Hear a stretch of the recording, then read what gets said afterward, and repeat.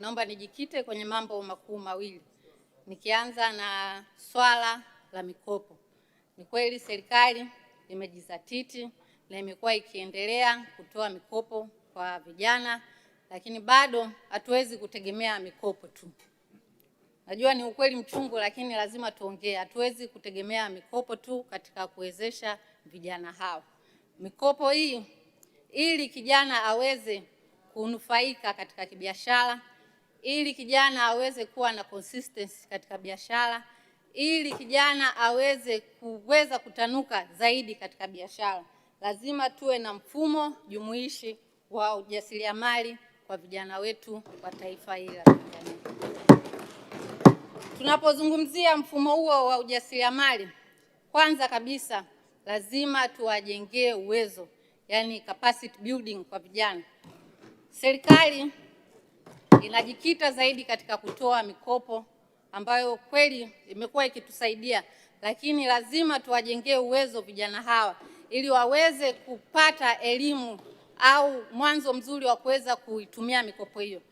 Nasemea hapa katika capacity building, nitajikita zaidi katika swala la elimu ndogo ndogo tu kama ya utunzaji wa fedha, lakini pia elimu ya kuweza kutambua kodi za serikali na jinsi ya kuanza mwanzo wa biashara.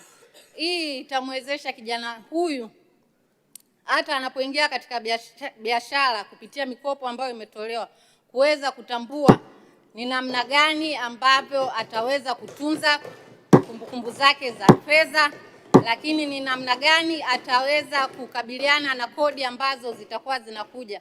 Anakuwa na uelewa wa kodi hizo. Lakini swala la pili ninaweza kuzungumzia kuhusu mafunzo ya kisekta, yani sector specific training. Kweli mikopo imekuwa ikitolewa na vijana wamejikita waziwazi katika kuwekeza katika nyanja tofauti.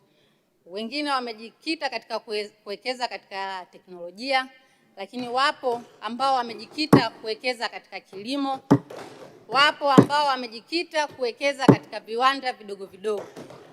Kusema kuwachukua wote hao na kuwapa training siku moja ya ujumla ni uongo. Ni sasa tutakuwa tunatwanga maji kwenye kinu. Lazima tuwatafute maprofessional. Uzuri Wizara ya Vijana inaweza kushirikiana na wizara zingine kama za teknolojia, za wizara za kilimo pamoja na mifugo, ili kuwasaidia vijana hao pale ambapo wamepewa mkopo huo, lakini inapoambatana na mafunzo hayo ambayo ya kimkakati atakayotolewa, kuweza kuwekeza zaidi na kwa ufasaha na kwa ukubwa ambao serikali inataka iwekeze.